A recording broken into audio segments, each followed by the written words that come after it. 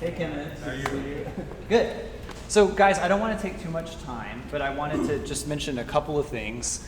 One, thank y'all for being here. I know I say this whenever I see y'all, but I'm a huge fan of the adult students in this program. I have so much admiration for you, balancing everything else I'm sure that's going on in your life, that you've decided to spend some of your time blossoming even more as artists, and that you've decided to let us be a part of that. It's just a great honor for Community Arts Academy, so thank you. Next week is y'all's recital. Well, our performance salon, David. We're trying something a little bit different. I appreciate you all being game to experiment a little bit with us. So we're going to use Studio 229, which is a faculty studio in the Moore School of Music. So it's certainly smaller than this room, but not a very small room. It's the room that we usually have our guest artists utilize when they're in town. And it has a very interesting piano in there, a Steinway piano that is kind of like the most sophisticated new generation of player pianos that there are. And there are these really fascinating people that have analyzed a lot of historic recordings, and this piano is utilized to, for example, play back on the piano the approximation of the pedaling, it's a recorder. Touch. It can record pianists playing on it, and then there are also these people that have worked to reconstruct historic performances on the piano from people that haven't even played on it, which is interesting. So we're gonna it's a neat instrument to visit. The main thing is that we're all gonna enjoy each other's beautiful performances, and we're gonna do it in a more intimate setting. We're gonna do it in a place where everybody's loving feedback and applause really feels even more real than when folks are spread out in there. Okay, that's going to be next week at 6. We're going to have some refreshments there. Are any of y'all thinking you'll bring a guest? That was my question. Kemet, how many people are going to join you, do you think? I have a couple people in town visiting. If they both decide to come too. Okay, great. Yeah, and I won't actually be able to make it. We'll be out of town next weekend, so okay, fine. Counting numbers. I just wanted to get a bit of a head count, exactly, because it is not a huge room, and it occurred to me like yesterday, oh my, if everybody brings like 5 or 6 people, we might be outgrowing our little room. Now, I have a plan B, so if everybody wants to bring 5 or 6 people, that's great, but I just wanted to see. Doesn't sound like we're going to outgrow it though, right? No, okay. Well, that's going to be terrific. Second thing I wanted to just get, and forgive me for taking time, feedback on. I wrote to y'all about enrolling for the summer and the fall, and I alluded to something new that we're going to do, which is that with your tuition as an adult, you would get a 20% discount on something we're calling seminars. Let me just explain what that is. Starting in the fall, Community Arts Academy is going to be offering a new learning opportunity, and they're called seminars. And what they are is, unlike what you're doing now, which we're calling studies, unlike something that's an ongoing, highly personalized, in-depth, practical education offering, these are going to be for anybody that just wants to nourish their passion, nourish their curiosity, and be part of a social learning experience. So this is what we're doing. The first one we're going to offer is a 6-week discussion group / class called Joy 101, Beethoven and the Pursuit of Happiness. Week 1 is going to focus on Beethoven and the theme of liberty. Week 2 is going to focus on Beethoven and the theme of heroism. Week 3, nature. Week 4, transcendence. Week 5, brotherhood. It's basically charting Beethoven's life, kind of like a book club experience, with special guests focusing on one masterwork each week and one of these themes, leading up to the performance of Beethoven's Ninth Symphony on October 1st by the Moore School Symphony Orchestra. Can we remove That's called Joy 101. I used to work for the Library for the Performing Arts at Lincoln Center, and we would do these kinds of intense book club type inspired courses. I think it's going to be really fabulous. What we're going to charge is $250 for the 6-week course. What do y'all think of that? Y'all are like my focus group. Well, how are you going to do this? How? What do you mean? I mean, are there books we're supposed to read for this? Or So they'll be listening. obviously, we're not going to be able to perform for this. No, it's not performing at all. So it's there'll be listening assignments. So you'll get recordings via sort of digital files and things like that you listen to each week. Some light reading between each week. Special guests that I arrange that come in and join a conversation, and then I'll be sort of like the facilitator. Yeah, does that explain the question? Do you anticipate there'll be evening events? Yeah, so we're scheduling them either on Monday evenings or Saturday afternoons. The other seminar that we'll offer is going to be called McGovern College Backstage Pass or something like that. 1 week we go to the costume shop at the School of Theater. 1 week we dissect a piano at the piano repair workshop with Corbin. 1 week we have a up close viewing of the Frank Stella mural in the Opera House with someone who helped paint it.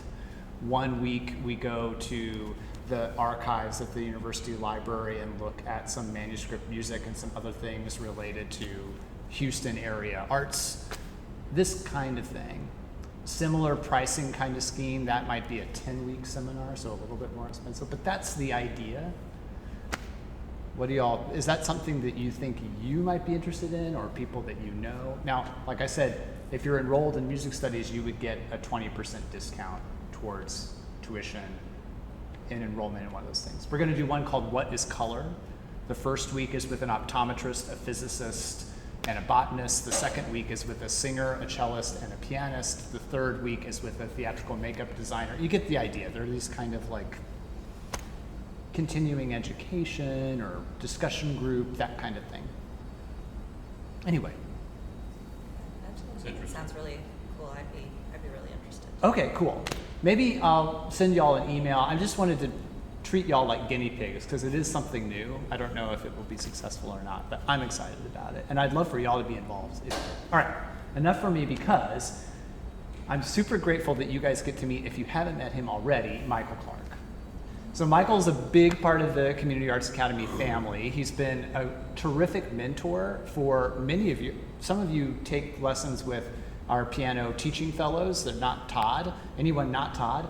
Michael has had some interactions with all of them.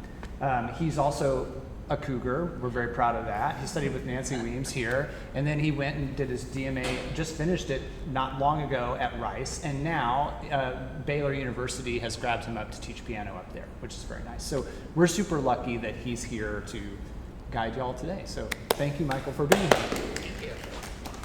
Anyway, So- forgive me for taking so much time. No worries. Yeah. We've got till 10:45. Yeah, even 11. Okay. The teens are probably pretty patient, so. Cool. All right. Well, as Evan said, I'm excited to be here, and I'm curious. You guys normally do you have a set order? Is there somebody who always loves to go first, or you guys just volunteer? I usually end up going first. Yeah. Who ends up going first? Yeah, I usually. You do. Okay. Fantastic. Well, let me count how many we have. We have got 1, 2, 3, 4, 5. So that's like, 10 to 15 minutes each, just so I'm aware of that. Cool. And remind me, who's not going to play in the recital? Just you. Okay. Oh, yeah, you two both. Okay. Because the reason I ask that is because I think there's different feedback that might be useful if you're playing it in 1 week versus, I'm going to keep working on this for a long time. So, great. Well, without further ado, let's get started. You want to go first? Okay. Awesome. And are you using your score? No. Okay, then I Sorry. Cool.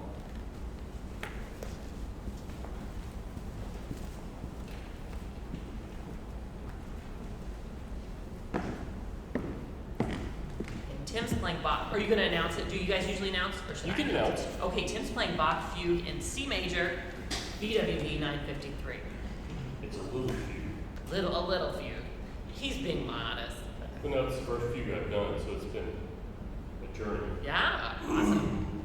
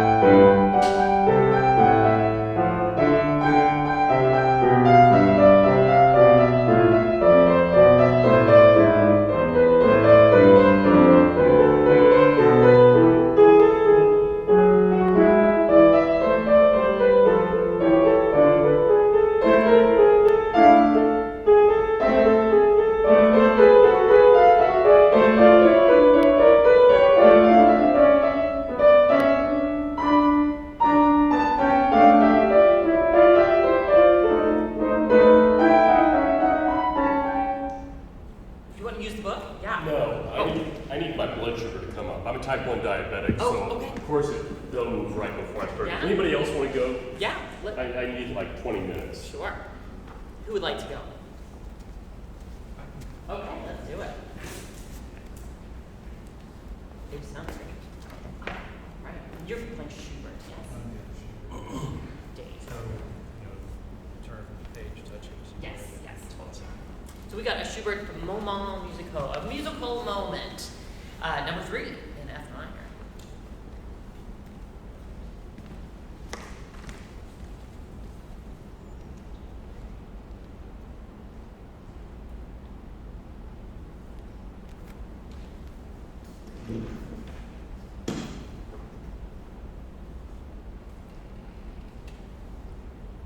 Yeah, I was thinking the bench was maybe a little high, so if you just make sure you're comfortable.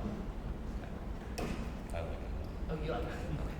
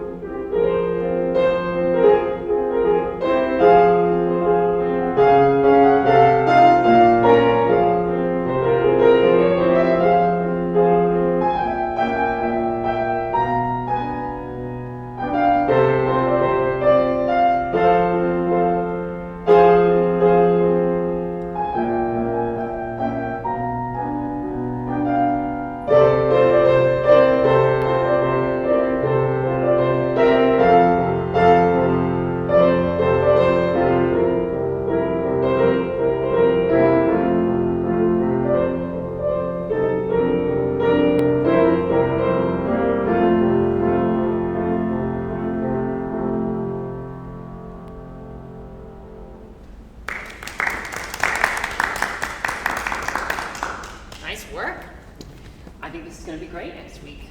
And it couldn't be more fitting because, you know, Schubert, a lot of his music is modern. Oh, this is not. What's next? Oh, that's next. So, if you chose to play this, it would be very fitting for next week. And I'm sure Bob will be wonderful as well. So, do you have this? Are you preparing this just for anything else? Or? It was just for this. It's something I played years ago and I've gone through the years ago. Yeah. It's something I keep alive. Sure. Yeah, absolutely. So, what I really enjoyed about your performance, I could hear that you were trying to go for a lot of contrast between the different sections. I thought the balance between your melody and accompaniment was going very nicely. I'm curious, are there any areas that you feel uncomfortable or would like to get work on? Probably the biggest theoretical performance things. These Yeah. things here. Decided in conjunction with Michelle that those really are not those Yeah. rather than because it's Yeah. hard when you're doing these lower volume intensity things to make it work that so wide. I don't know how much give. Yeah. So he's talking about a crescendo immediately followed by a decrescendo. People call them hairpins. And a lot of times, the kind of current scholarship is that in Schubert, Schumann, Brahms, they almost imply a little bit more of a ritardando, or just like kind of an expressive taking of time more than a literal get louder, get softer immediately. So yeah, I completely agree. Can we maybe start somewhere around there and let's hear that part again? Okay, yeah, it occurs twice. Yeah.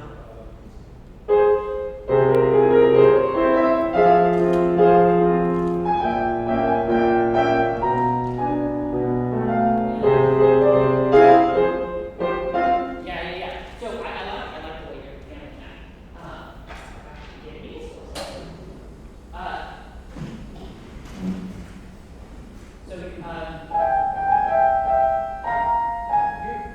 maybe then one, it happens twice, right? So that's always a good opportunity to vary, right? So I heard you kind of go away from it that time. Can we try going towards it, like that the B flat allows them? Something like that.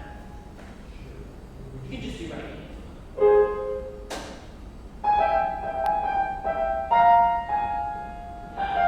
And keep going just right here. This time, okay. Yeah, that might be one idea. To vary it a little bit. How do you feel about all those thirds, sixths? Yeah, I really work trying to keep the top line. Yeah. going. You do? Well, I thought that's very successful. I focused on that a lot. I didn't think I quite did. So, can I see you like that slow? Okay, so, And then off. yeah. Yeah. Yeah. Great. So, one thing to help with playing double notes, anything that's like a third, a sixth, like that, is to make sure you have the feeling of a separate impulse of your arm on each one. Some people, you guys hear anybody talk about rotation as a piano. So rotation toward your thumb. It's very easy to get tangled if you're just like finger on all that. So let's go slowly. If you kind of lift slowly between each one. Yeah. And now this time lift to the side. Actually release the bottom note. Yeah.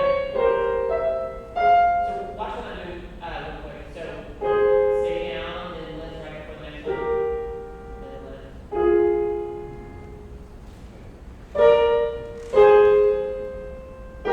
Yeah.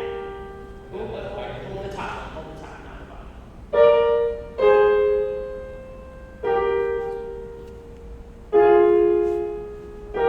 Yeah, great. So this is the kind of long-term thing. It's not going to be a quick fix, but if you can get that kind of arm motion behind each double note like that, then they'll articulate better, faster. The motion has become so small that you can't really see, but it's like bounce, bounce, bounce, bounce, bounce. Everybody just try this on your hand. Finger 5 is your pivot, and just go like 2, 2, 2, 2, 2, right?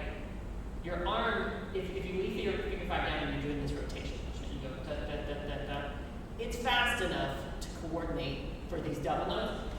I'm not going to have it overnight or in this minute, but if you can, it helps them all speak. You're not relying so much on your fingers. So that's an idea for the horn. My hand is, even if it's something this short, by the time I get over there, I'm feeling pretty. 10. Okay. Yeah. Do you? What's the role of the arm when you're playing? It's supposed to be. What is that? I mean, like, what's your? Well, I mean, I know I should be, being light and wiggling in and out, Yeah. and doing all of those kind of things. But here, I'm still burdened by old stuff. Sure. Where I take my hand off, it's like, where the hell is the middle? Sure, yeah. So I'm very uncomfortable with finding exactly where I need to lay. That's definitely something that I relate to as well. This is when I'm performing, sometimes the older habits just come back in because it's like you're trying to just get through it, right? So I thought what you did was working for what you were going for, but to keep improving your technique, I think you'll want to find a way to get your arm behind each note, which is for this rotation. Like this one, can we do that one slowly, the 6th? Yeah, I think because you have to, you are doing that. Because you have to lift your thumb, you're getting a little more of that arm in. Yeah. Okay, so if you can apply that same idea to this, I think that's good. One thing I noticed is I felt like your loudest sounds were a little percussive, maybe a little too, yeah. Especially here. Yeah. Yeah, okay, so what I observed was kind of this downward push. Okay, it's all kind of mind games. So everyone's got their own games to play. This is my game. Is whenever I want to play a loud note, but more kind of a rounder sound, I imagine the feeling of like if I was pushing my hand into a tub of ice cream. So it's like you would meet resistance, right? So you kind of do it slowly, but with some force. So start on the note, so all on that chord, and then kind of mash your hand. That was actually good. Okay, you're going back. I would go in, and then you maybe can't go in quite so fast, right? If you're imagining that, yeah. So is there an extra note going down? Okay, yeah. So go slower and follow through. This is just meant for exercise. Yeah.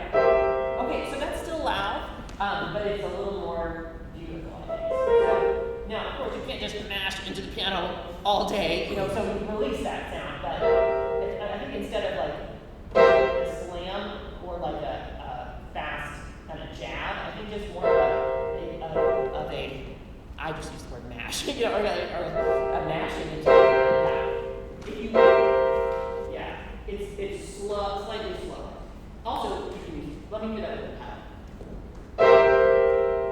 Yeah, I hear what gives it that bright percussive sound, which is a good sound in certain contexts, is the quickness. If you're really, so can you do something like this a little bit more slow? Get loud. The problem is getting loud. I feel like I'm around jerk. Yeah. The last one. Yeah. Sometimes your chord hits the and you also have to do it. Can you be less on your lower fingers?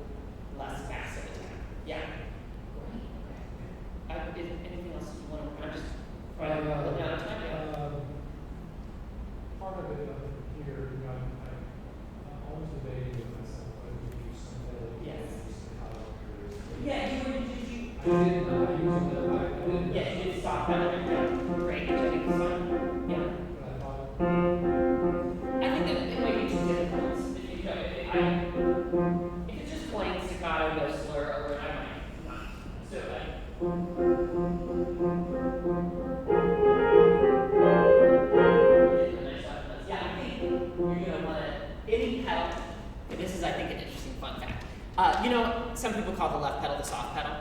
And in Russia, for the right pedal, we call it the damper pedal, but in Russia, they call it the loud pedal, which I think makes perfect sense. Because we use it, it connects notes, but it also opens up all the dampers, right? So everything can ring. So I think we should also think of it as the loud pedal. So I wouldn't add the loud pedal to that part, in that sense. Great. Well done. Keep going. Keep going. Good job. Who'd like to go next? Okay. Mozart. Okay, let's have some Mozart. So this is an arrangement from Die Zauberflöte, right? Yes. Yeah. Well, do you mind if I sit over here and do a little bit? So this is an arrangement of the famous Queen of the Night Vengeance aria. From Majestic.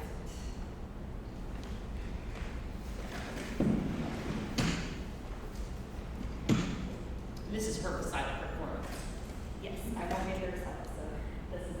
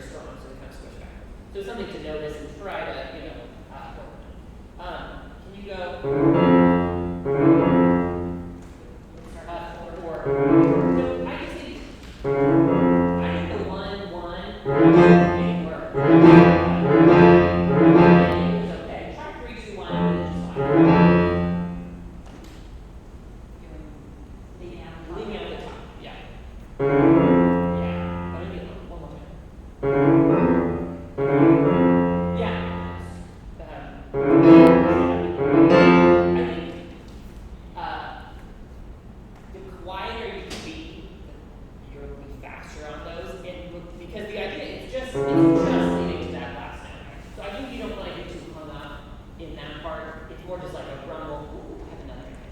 Could you stand up for a second? You go. Okay, you just hold this in the pedal.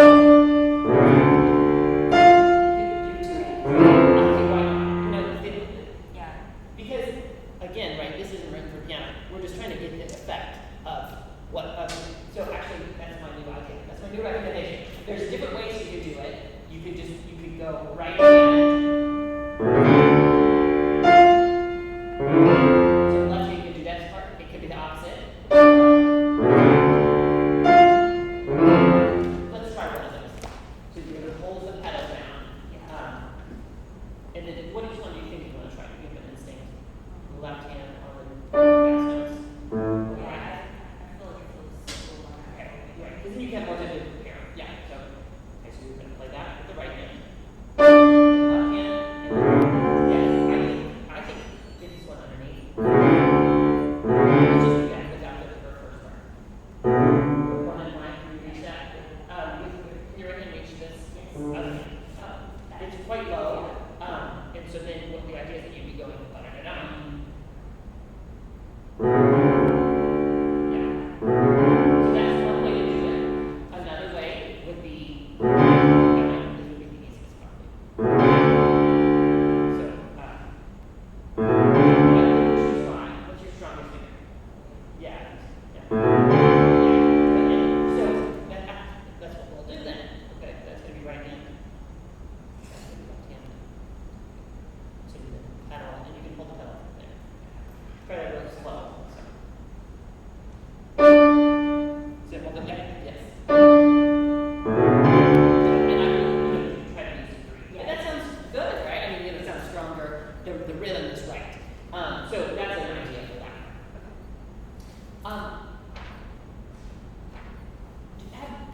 I'm not trying to quiz you on all the little details of the orchestration. I don't remember them myself. But is it something? Have you looked at your book while listening to the performance? I have not looked at that. Of course, I know it. Yes. Yeah. What I would do with something like this is listen to it and notice what instruments are going on for each part. So that I think it's probably strings. And so, but there might be places where there's a woodwind here or there or something. And so then you could just pencil in what instrument you're going for at each part. I thought when we get to the famous color tour part, I wanted to make sure that these notes were leading into that one, so just very gentle. Can you hear that right in here? Yeah. Then, and you just, I find you doing five back. Is that comfortable for you?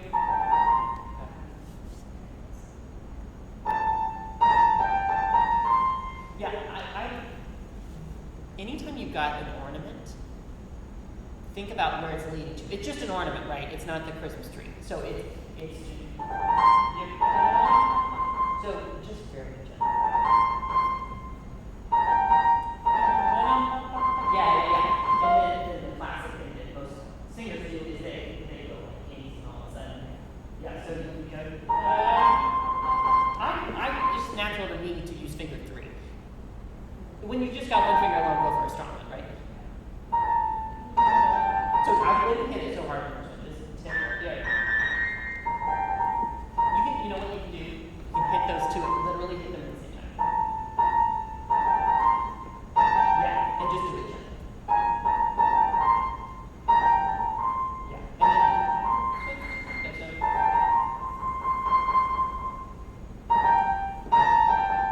try. I know it's different when you're doing it. With a great, when you have a very fast grace note, I find that it sounds better when you literally hit them at the same time, and you just release the one that's the grace note. And then, go for it. Yeah. So it's just very, yep. Nice, and then same here. Just, you don't want an accent on that, right? And then what do you do? I would do 4, 3, 2, you tap one under.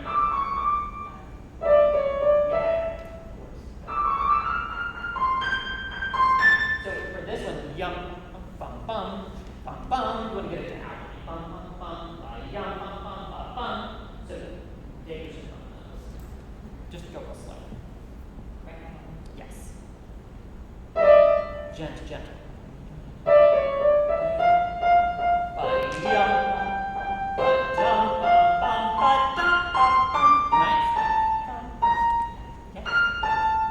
Do you have a good finger? Do you know what you're doing?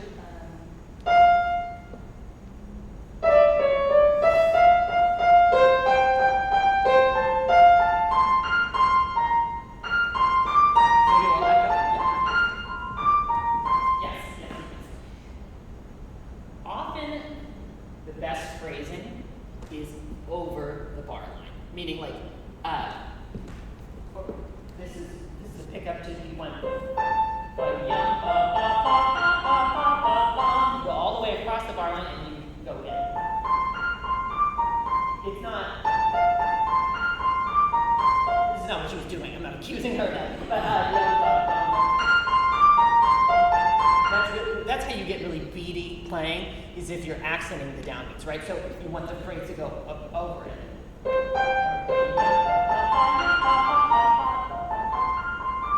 I think is what you're doing. Okay. Just watch the clock. Too much time. Were there any places that you had questions on?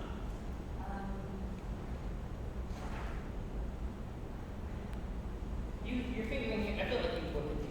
You're not sure what you want. Yeah, there are a couple places where the fingers. Sure, yeah. Let's see what you intend. Yeah, go right.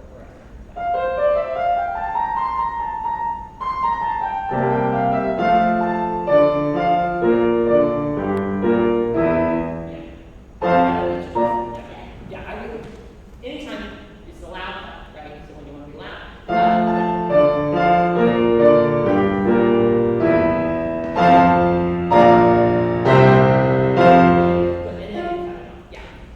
You can also, depending on how this is a classical style, a lighter time, you can pedal and release between each one. And as far as what you just did is connect this pedal like this. Pedals go together. This is another option. So if you're using the pedal for the volume, but not for the connection, which might be more in this style, you should, what I would do, listen to the orchestra play it, and you hear separations or not, and you can kind of go from there. Yeah, it's kind of where like the overall kind of philosophy is, like when it's the longer like quarter note, it's like connecting it together more than just measures where it's got like I just kind of do a light Yes. first. Yeah. I thought you were handling that nicely on those things. Because, yeah, you can have a little pedal, but you don't want it to get the floor. Right. Yeah. I think you're doing a nice job with this. All right, who's up next?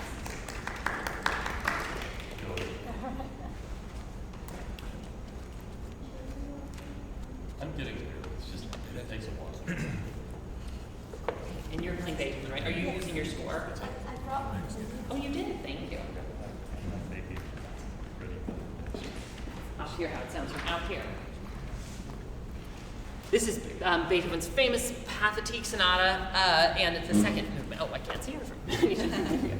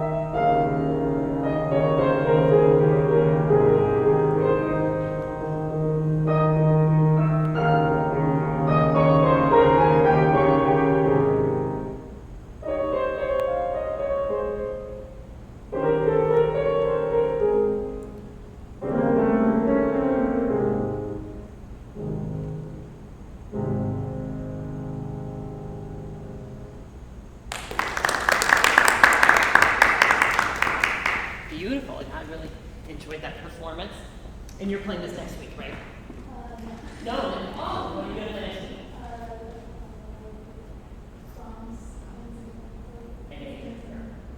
Yeah. Yeah. So nobody wanted to play the recital. That's totally fine. This, I think it's very beautiful, and I think you've clearly done a lot of attentive work to the pedal and voicing. I think your balance is good. I think what I would want for is even just a little more melodic projection at some point. I think you're keeping the accompaniment quiet in a very commendable way. I just maybe a little more melody at times would be good. And then I just had a little. Oh, did it? Yeah. Yeah. Okay. Yes.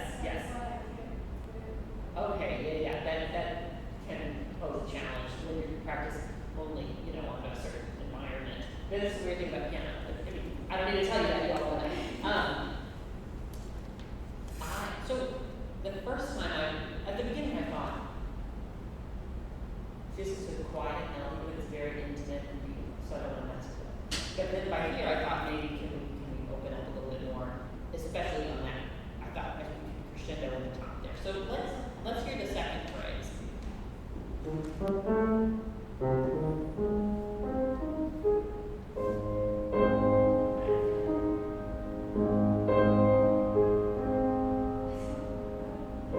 You can start earlier if you want. Go with the thumb goes twice.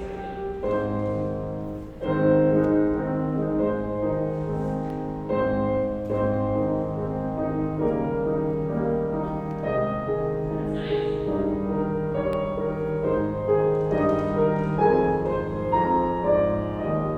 That's better. I see you holding. I see you play the right hand and pedal. Just the right hand.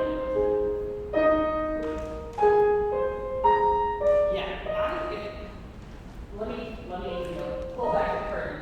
If I were not playing pedal.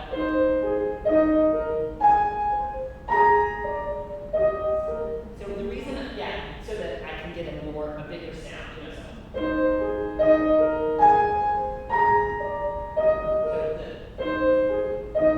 I'm exaggerating. You don't have to take your hand and clear off or anything, but just re-articulate. Yeah. Just so you can get more sound. Now add the pedal back to that, just right hand still. But beware of your thumb being too loud compared to your finger five. Yeah, quiet your thumb. Yeah. Okay.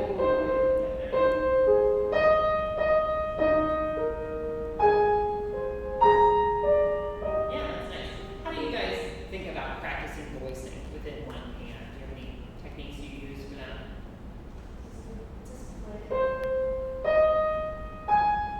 Absolutely, yeah. So you want to get it in your ear, you can just play the melody. One just like practice exercise that I do and recommend to my students is for you play the chord, if it's just two notes, like the first one. First you play the melody, the note you want loud, and the note you want loud by itself, and the other one follows in each tone staccato. So try that. Great. Oh, you did? Oh, am I just telling you stuff you already know? Okay. Yeah. And then you practice that a little bit. Then you eventually play them at the same time, but you release the bottom note, hold the top note, and you try to play the bottom note. So what you're trying to train is just two independent actions on the different sides of your hand. That's good. Okay. This is the weirdest method, right? So we were talking just a minute ago in the Mozart about not accenting elements. So you want to make it as melodic as possible. Beethoven puts entirely too many notes in the span of this method right now. But can we hear just the right hand? Take your time to play all those notes.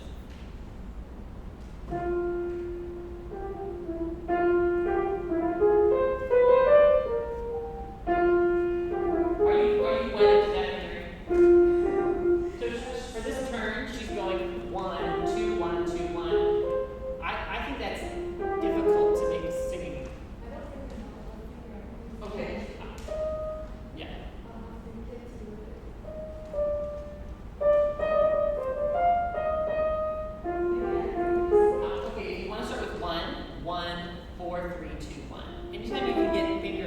flowing instead of crossing, then that's a little bit more got it. So you can, yeah, I would go 1, 4, 3, 2. So, yeah, there's ways to do that.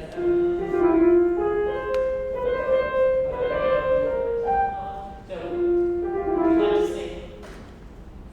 Yeah, so you should try to sing. It's hard to sing, you know.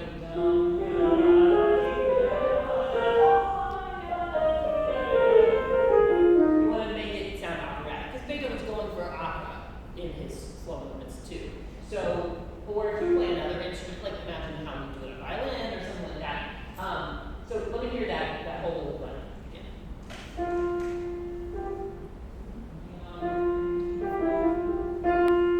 3, 2, 1. Maybe more on this, maybe longer on the C. But maybe more volume, I guess is what I mean. And as opposed to.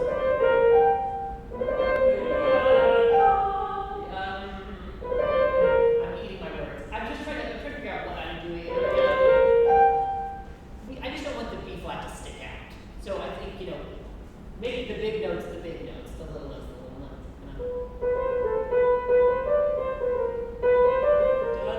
I think you just take your time. Yeah, that sounds more melodic to me. Yes. And yeah. So general kind of melodic advice is sneak into it, like ease, starts a little softer, then and maybe a little slower, and then grow, and then like speed up until you slow down at the end. You know,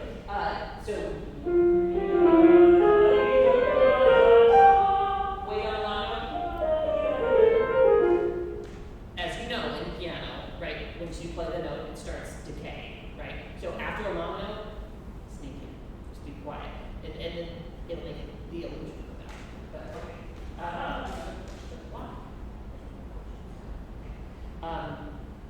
I just had a couple. Your pedaling, I thought overall was very good. I thought maybe you were a little blurry in this part. Just today. Can we start again?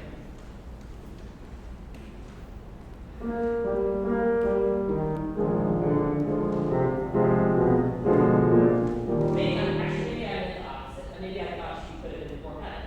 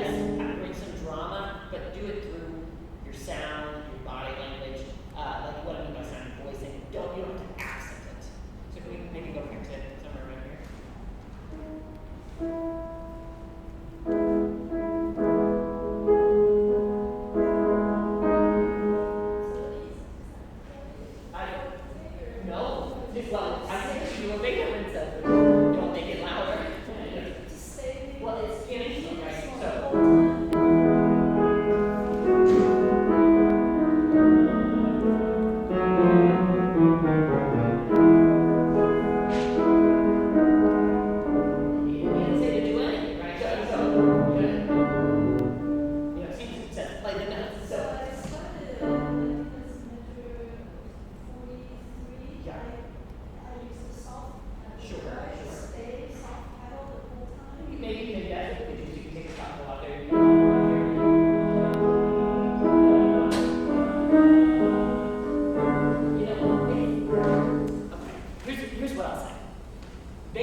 already done the thing. He changed the chord to a fully diminished seventh, right? You don't have to overdo it. He made the expressive move, so you just need to play it, right? You know, of course, I'm sure in another context, I would say, I'm doing it all, you know, but in this case, it's a surprising chord, right? So if you just play it in the same dynamic, it's going to convey. You know, let's try that from there.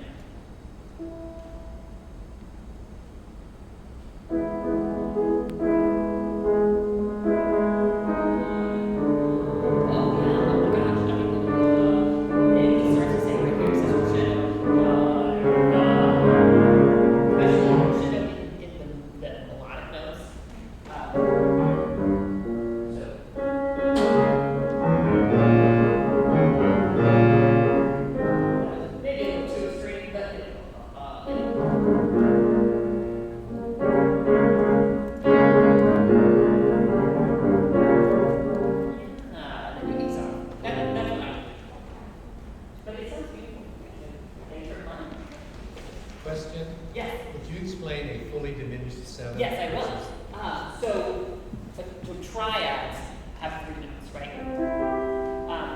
We have 4 qualities of triads: major, minor, diminished, and augmented.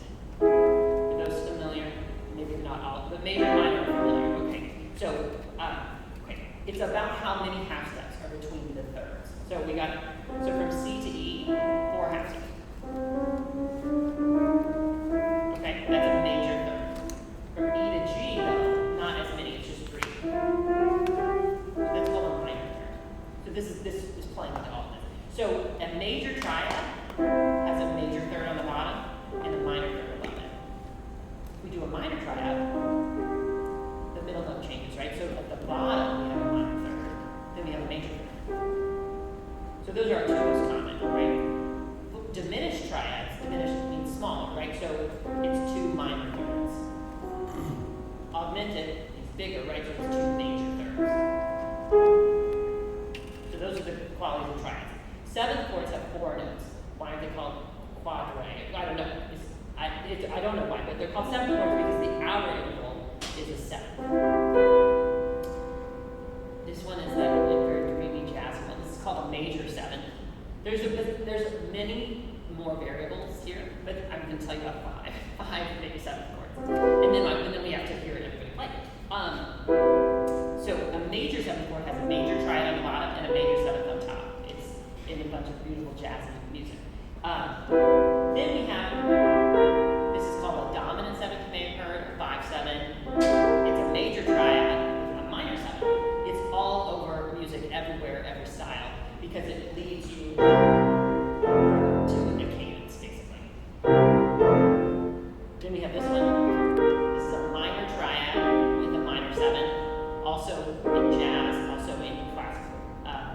Then we have this very expressive one. Diminished triad, minor 7. So we call this half diminished. So the triad's diminished, but the 7 is not. Then, the question you asked, fully diminished 7, we get a diminished triad plus a diminished 7. So it's no longer half diminished, it's fully diminished. And this is a very intense, dissonant chord, and it's at that time, in the late 18th century, when Beethoven and Mozart were writing, it was like the most dissonant option. They didn't do things like, like we do now. This was it. Oh my gosh, so you couldn't write a more dissonant chord. So that's why it's important to be attuned to it as being like, this is an expressive, turbulent moment in music. Okay. So hopefully that answered the question a little bit. We have 2 more people, right? So we better get going. You want to do some screaming? I'm gonna try. Oh, we're doing Bach. Perfect. Yeah. You're welcome to use the score if you'd like. I don't need it. Okay, perfect. If my brain's working, I'm okay.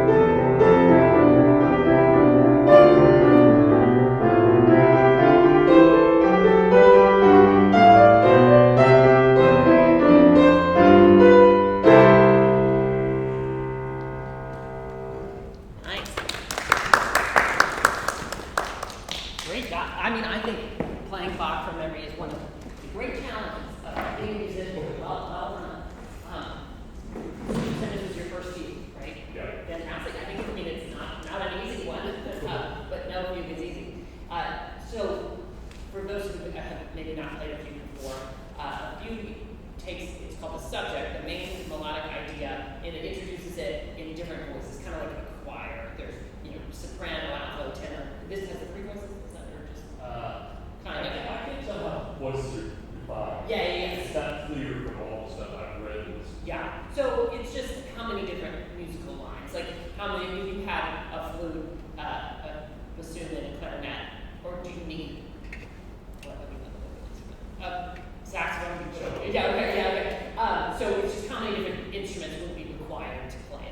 So at any one time, we have to have at least three. But there's no time where you need four, except the end. That's like doesn't count. The very last one. So yeah, this is a three-voice fugue. And it also is about how many times the subject enters. So this will be illuminated in class. This is the subject, right? So let's hear the first little opening again.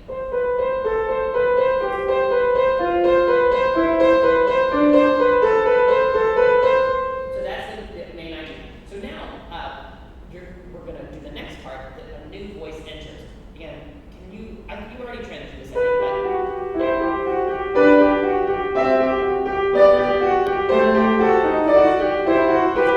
okay, let's pause it. I would recommend going a little lighter on the other voice, so it's not to take attention away. I don't know this piece, so let me just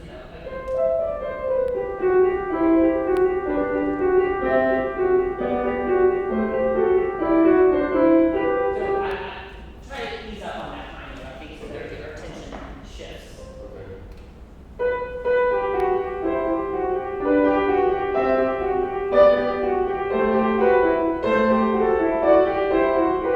Right, and then now we're gonna get one more entrance. So ease off on those as you bring the left hand.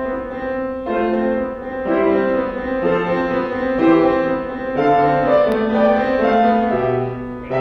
So this is that we got all three. There were three entrances, the three voice fugue. So now everything else that happens in the piece is just interplay between those three voices.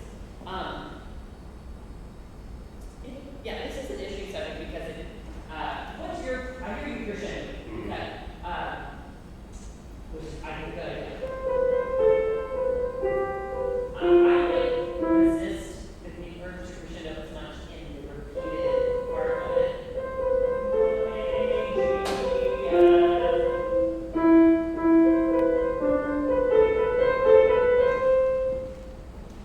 Anytime we repeat something, it's like it's already doing a crescendo because it's just in our ears and kind of buzzing. So let's try this. But keep quiet on the CD part.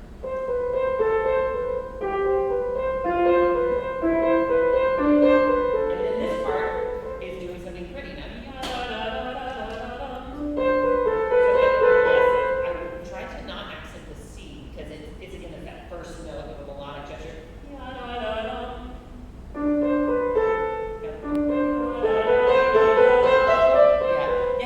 That's great. So that would be my suggestion. Is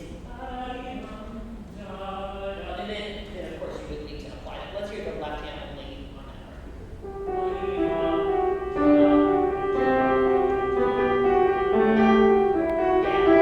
So just be careful about that. Yes. I hear some notes kind of bumping out. What we want is as approaching a vocal line as possible, so more even, no one note like spiking up on the, the whatever reads your partner meter. I can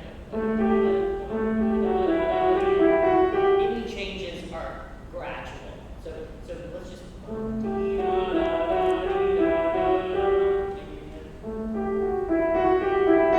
that's pretty good. I'm hearing this one go down. So go slower. So yeah. So it can be done. So it's not a piano in this case. So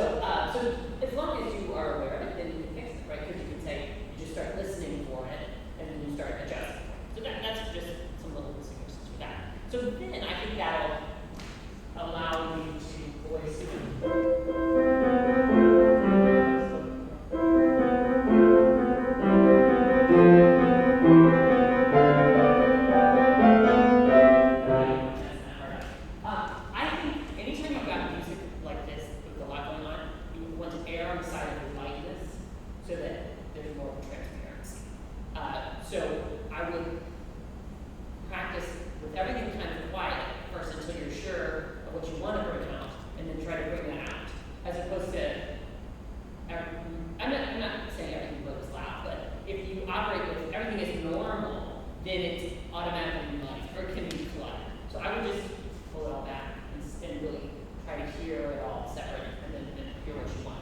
So let's go to a place where it's really dense. Yeah, we're pick a place you'd like to do. Well, this. Oh yeah, this is like a smart idea to do things like that.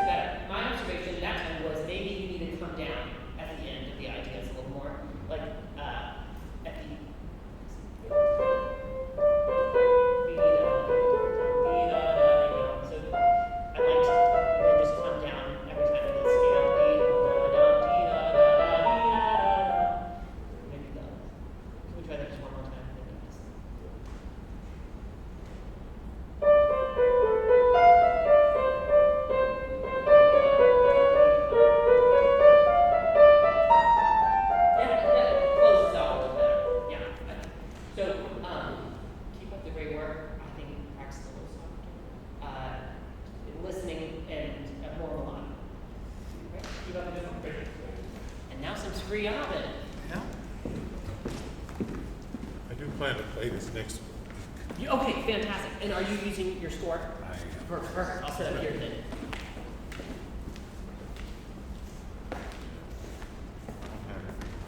This is a wonderful, dramatic piece. Yeah, it is. Yeah, everything else we heard today has not been anything like this. Okay.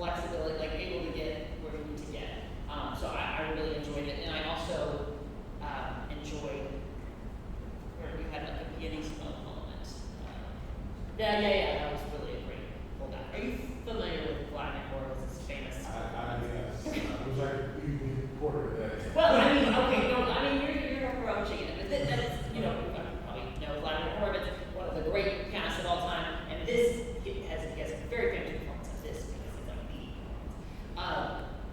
So, you know, I thought, maybe just a couple little ideas. What he does is he gets like so soft at the beginning of each of these, and he just like pops off. Yeah, so let's just try. Can maybe like it's like from 0 to 100, you know.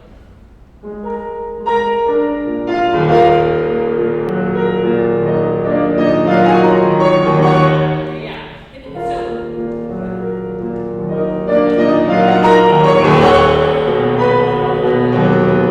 Yeah, that's great. Is there anything you're struggling with? I used to know, I'll show this whole page, Yeah. it seems like it's, oh, It really is. I mean, it doesn't seem like you're struggling to me in any way. I mean, the piece could go faster. So are you feeling like you could play a little faster? Well, when I try to play it faster, things happen. You start. Yeah. So I mean, of course. So yeah, if you're playing next week, you don't need to push it anymore. They'll love it. It's going to be a very effective performance. But I think it seems like you could maybe go. Let's just try it a little faster. Yeah. That's okay.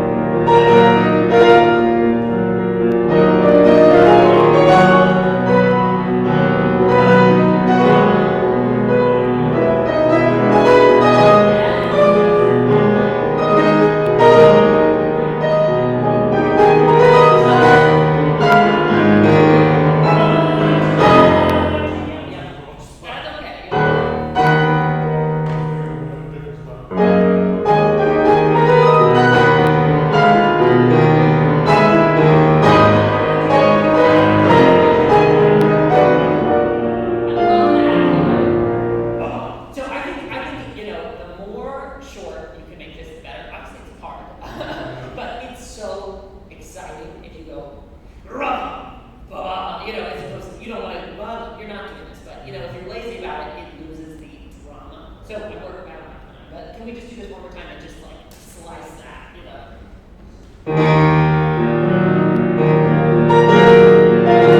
Yeah, you know, are you? Okay.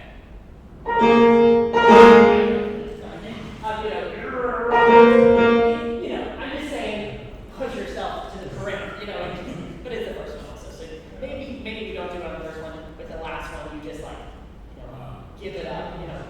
Yeah, okay, we're I'm so excited to finish. yes, okay. Yeah. Can you try to speed up? Can you like, you know, just, I feel like, let's just try that, I think, and tell Ron as much as you can.